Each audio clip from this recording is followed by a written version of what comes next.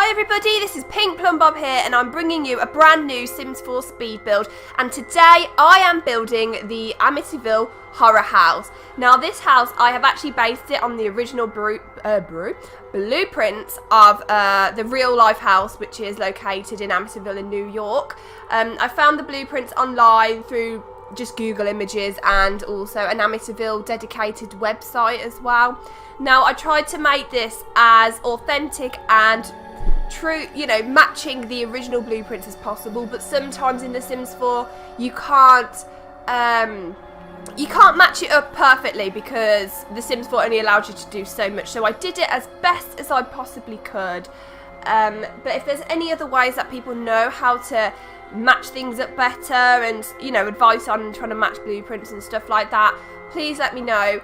But yeah, I did this the best that I could, and I built it in Newcrest on a 40 by 30 lot. I felt that this lot was perfect. Unfortunately, I was unable to build the boathouse at the back of the house, so I kind of cut the garden off short, but I tried to make the rest of the garden, the front of the garden and the exterior look exactly the same as it is now, not back when all of the terrible events unfolded. Sorry, I can't get my words out. I'm sorry. I've been ill all week, and I did want to get this this video out a lot sooner. I actually edited the video. I think it was either last week or the week before, and it was my boyfriend who suggested to create like infamous houses, so, you know, in time for Halloween. So at least I'm going to get one to you before Halloween actually begins, and I actually think this would be a really good like Sims 4 speed build series to do. So yeah, so I'm hopefully going to do some more infamous houses as well. I'm thinking more like, next one I've got in mind is like the original Exorcist house, where the film, the famous, you know, blockbuster movie was dedicated to. And there's a lot of other houses I've got in mind as well, more murder houses, stuff like that, because I've got a morbid, curious fascination with like serial killers and paranormal stuff and stuff like that. Like, I think everybody does deep down. Like, I love a good serial killer documentary. So that's the aim. The aim of the game is to do some true to life infamous house speed builds. I'll give you a bit of information about the build itself. It is, as I said previously, it is built on a 40 by 30 lot in Newcrest. It's on the one on the map, and it's on the very bottom right hand side. It's that one.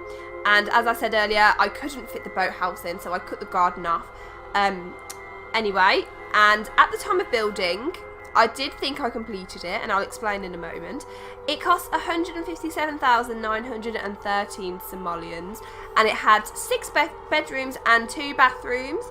Now, I didn't realise there was a basement in this build, and my boyfriend did mention to me, he said, you know, in the film there is a basement, and I couldn't find the blueprints for that at the time. I only saw the first, second and third floor. And then it wasn't until my brother-in-law actually found the blueprints to the basement for the original house online. And so you'll see me kind of cut in where the build's completed, where you actually see me put the basement in. So I do manage to fit it in, and I was a bit worried about the whole staircase situation because I know the stairs can be a bit funny on The Sims 4. But I've managed to get it in exactly how I wanted to. So I managed to do that. And before I put the basement in, at the time of building, there was 6 bedrooms and 2 bathrooms. But in the original one, there was like 3 full-size bathrooms, but it would only be a 2 by 2 square for each bathroom. So on the second floor this is. So what I did, I didn't bother doing a 2 by 2, I just did a 2 by 4 massive master bathroom instead, because I wouldn't be able, I could fit it in, but I would rather them have one large bathroom than 2 tiny incy-wincy little ones. And I did add a couple of lot traits to this as well. So the first lot trait that I added to this lot was the haunted lot trait. And the description for this is, locals say this place is haunted. Ha! What do they know? But when the Sims join your Sims play, around about 10:30 PM, things may get creepy in this house, causing Sims to get a tense moodlet. Naturally, you'll see more ghosts in a haunted apartment, but we have put this into a house, so it works either way. The second lot trait that I put onto this build was the mean vibe trait, and I chose this one purely because of the events that happened here. And this is a lot trait I've never actually used before, because I like to play happy families, so this is the first for me. And the description for this is the mean vibe makes it easier to get other Sims angry with mean or mischief interactions. And then, so this randomly, when using the mean or mischief interaction, Sims will get a long-lasting angry moodlet. So I thought this was appropriate for this build in particular. Right, so let's get into the nitty-gritty of what happened here in the Amityville house. So I'm going to read you some text that I found online from a place called biography.com, and it's about the real Amityville horror and the story behind it. So here we go. 30 miles outside of New York City, nestled in the Long Island town of Amityville, stands the house forever linked to the Amityville horror phenomenon. On November 13th, 1974, the estate was the scene of a mass murder. Using a .35 Marlin rifle, 23-year-old Ronald J. Defoe Jr. murdered his entire family while they were asleep. 13 months later, the Lutz family purchased the 5-bedroom, 3.5-bathroom home at a drastically reduced price of $80,000. Now this was due to the murders, but only lasted 28 days before leaving it. The spine-tingling tales of the paranormal activity is what propelled the legend of the Amityville Horror, America's most haunted house, and spawned a torrent of books, documentaries and films. So now I'm going to read you some of the supernatural happenings that the Lutz family claim to have happened whilst they lived there. Considering this is only a 28-day period, there's a lot of stuff that went on. Right, so let's get into this. The stepfather, George Lutz, had a history of dabbling in the occult. Lutz was said to wake up at 3:15 every morning, which was around the time Ron Defoe carried out his murders. I've also heard around about 3 a.m. as well. It's kind of like the witching hour. So I do hear, you know, I watch a lot of ghosty sort of things. And 3 a.m. seems to be one of those things where a lot of stuff goes down. The Lutz family claimed to smell strange odours, see green slime oozing out the walls and keyholes, and experience cold spots in certain areas of the house. And when a priest came to bless the house, he allegedly heard a voice scream, "Get out!" He told the Lutzes to never sleep in a particular room in the house. And other paranormal activity, a nearby garage door opening and closing, an invisible spirit knocking, a knife down in the kitchen, a pig-like creature with red eyes staring down at George Lutz and his son Daniel from a window. That's a bit creepy, isn't it? Bloody hell. George waking up to wife Kathy levitating off their bed. Sons Daniel and Christopher also levitating in their beds. Right, some more information about the house. After telling their story, George and Kathy Lutz took a lie detector test to prove their innocence, and they passed the lie detector. The couple were bogged down in legal and financial issues, which prompted skeptics to believe they had motive to create a fantastical story to sell to the public. And the Lutz's former lawyer, William Weber, who fell out with them over money issues, came out in 1979 claiming the three of them came up with the horror story over many bottles of wine, which is a quote. And then the son Daniel Lutz, who lives a quiet life in Queens, New York, as a stonemason, claims the house ruined his life, and he continues to have nightmares to this day. And murderer Ron Defoe, who's still alive and serving 6 25-year life sentences at New York Correctional Facility, claims he heard voices urging him to kill his family. He has since changed his story multiple times, so these are kind of like the controversies and kind of the holes in the story by the sounds of it. So now here's some more up-to-date information about the Amityville house. So the Amityville house officially sold on February 2017 to an undisclosed owner for $605,000, which was $200,000 less than the original asking price. It had been previously owned by 4 other families since the murders, one of which had the address changed to 108 Ocean Avenue, where the house originally stood at 112 Ocean Avenue. To build this house, I used a lot of pictures from Google Images to get the most authentic, true-to-life kind of thing going on. I wanted it to look as realistic as possible to the house as it stands to this day.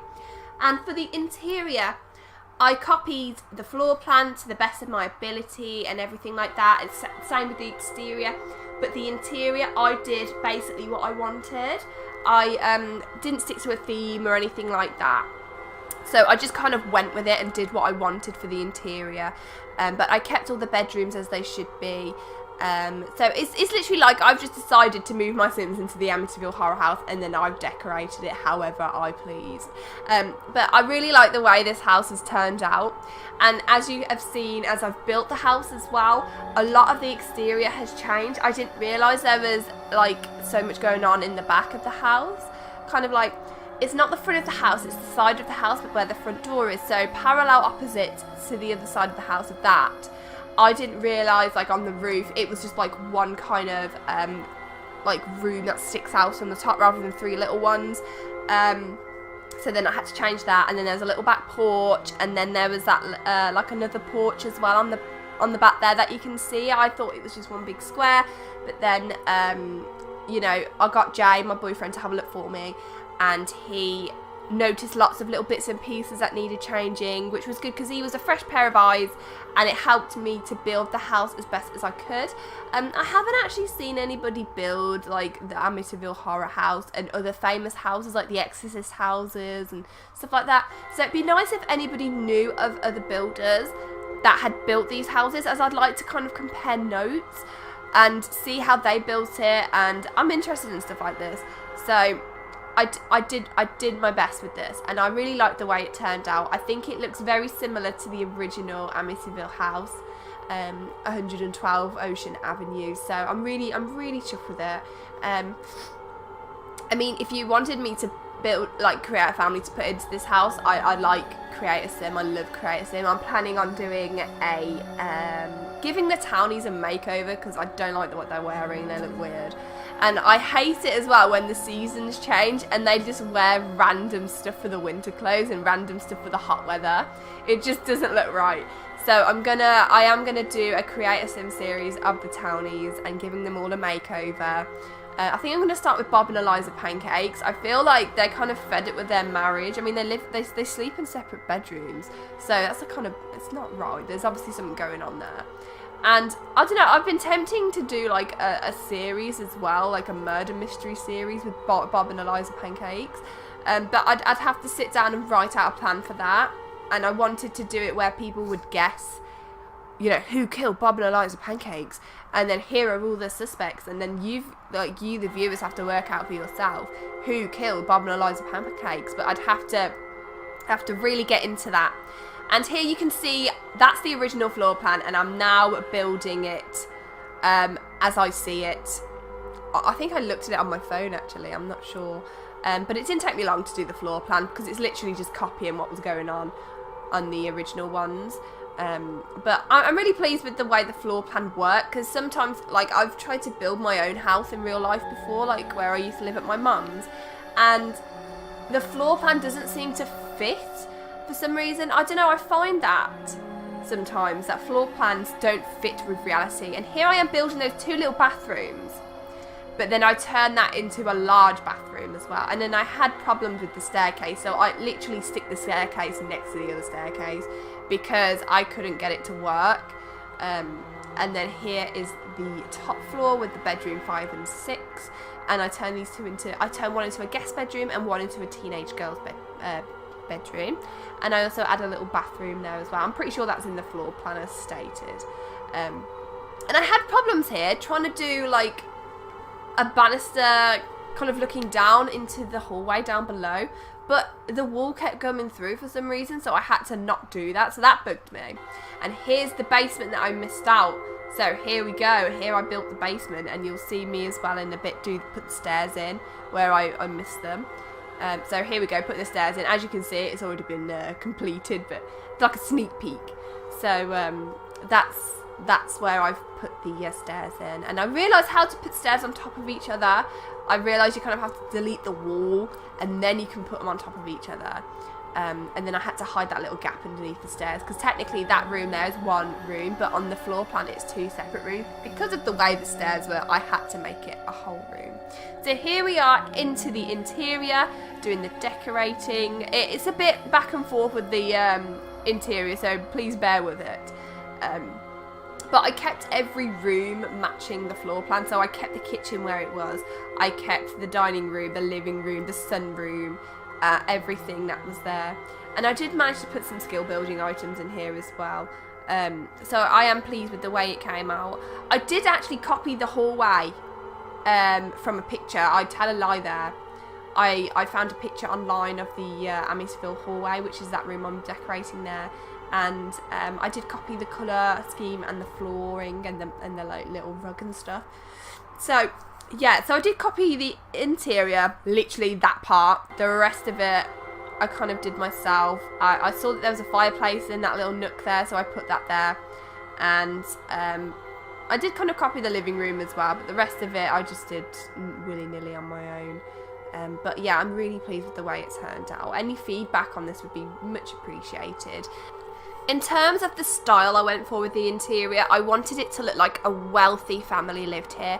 I used very kind of classically designed furniture and stuff like that.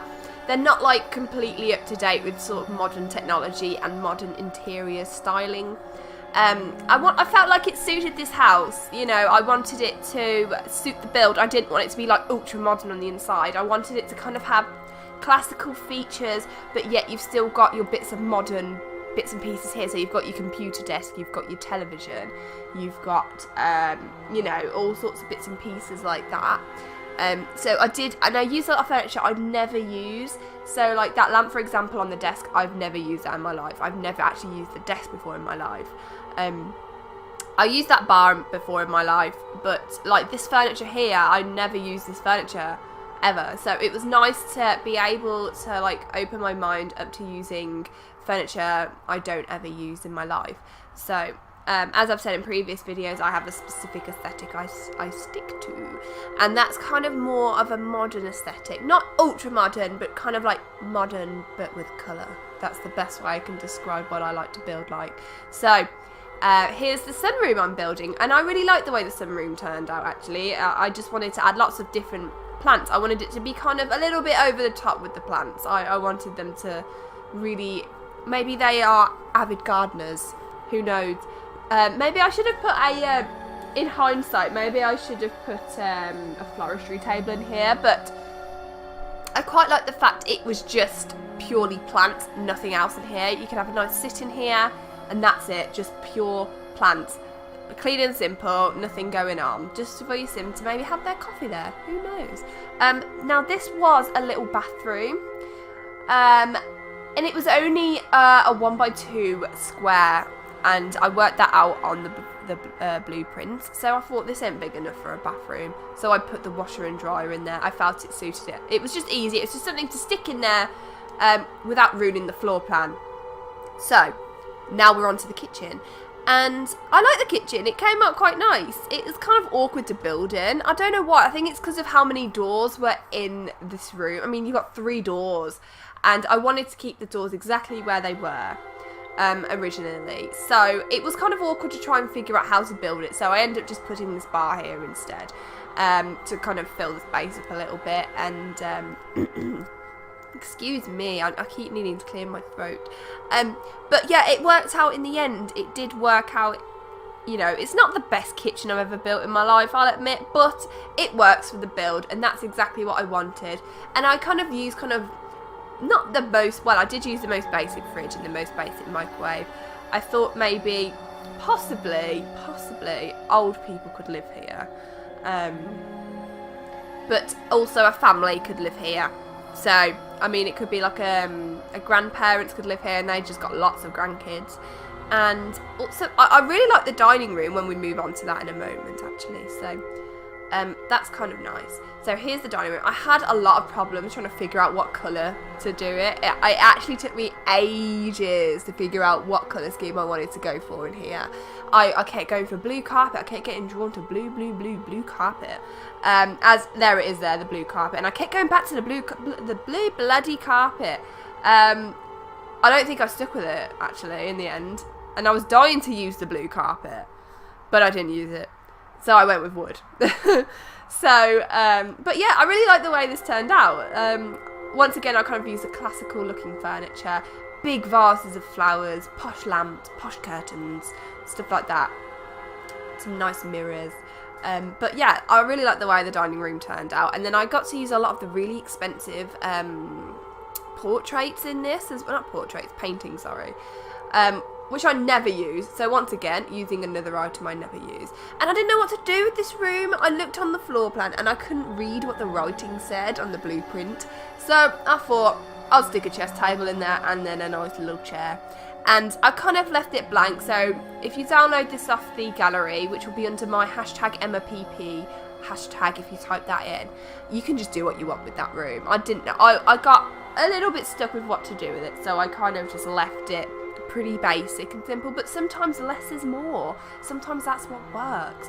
So here we're on to the master bedroom, and I like this room. I used, once again, classical looking furniture, and I went for this kind of purpley kind of theme with the dark grey wood, and the bed went really well. And I always find sometimes I love wallpaper, but like the wood trim doesn't match the bed frame and stuff. I like it to be matchy-matchy, but this kind of worked. This worked really well. And I like this master bedroom. Suits the build perfectly. And now this is a child Sims room, and I've never used that flower wallpaper because I think it's ugly, but I used it in this one and it actually looked really nice, especially with the mint green walls. So that worked really nicely, and I really enjoyed building this room. It was a bit of fun. So overall, I'm loving the build. It's great. So yeah, any criticisms, any feedback, please let me know. I'm dying for people to tell me what they think. But I know my channel's not quite, getting that much attention at the moment. But I am keeping myself optimistic and positive, and hopefully we'll get some feedback soon. And I felt like this was a proper girly girl in this bedroom. She liked to put makeup on. She liked to do her nails and stuff like that. And I did put a little violin and a artist table. No, I didn't. I'm sorry, I'm lying. I took away the artist table and put in the doll's house. Now, I put in a little boy's toddler room, and I love this room. It's so cute. I feel like we're lacking in the whole toddler bed section. I feel like we could do with some more quilt covers and some more styles of beds. But this one is, I feel this is quite a grown-up little boy's bedroom. It's very, it's very adult, I feel. Like the colours are very grown-up. It's not bright blue and bright yellow and bright green. I was trying to, I think I did try and make it those colours, but I started again. And I ended up with this. And I actually really like this. I think it's a lovely little bedroom. So that's about it for the toddler's little room. I wanted kind of like as many different aged kids to live here as possible. And then this is technically a bedroom, but I made it like a spare TV room for the kids. It's pretty simple. It's nothing too exciting. I kind of stuck with like oldie worldy kind of furniture, and that crazy carpet, which I was going to use in the dining room. And look, it's not blue either, so it's cream. But it's a blue and cream room. And I put like a little games console in there, and it's pretty basic. It's nothing exciting. It's just like kind of a filler room, because this house is such a big house. Like in reality, there's a lot going on. In a moment, we'll be moving on to the teenage girl's bedroom, which I believe is bedroom number 5 on the blueprint. And I really like this bedroom. It's I use wallpaper I never used before in my life, so I was pleased about that.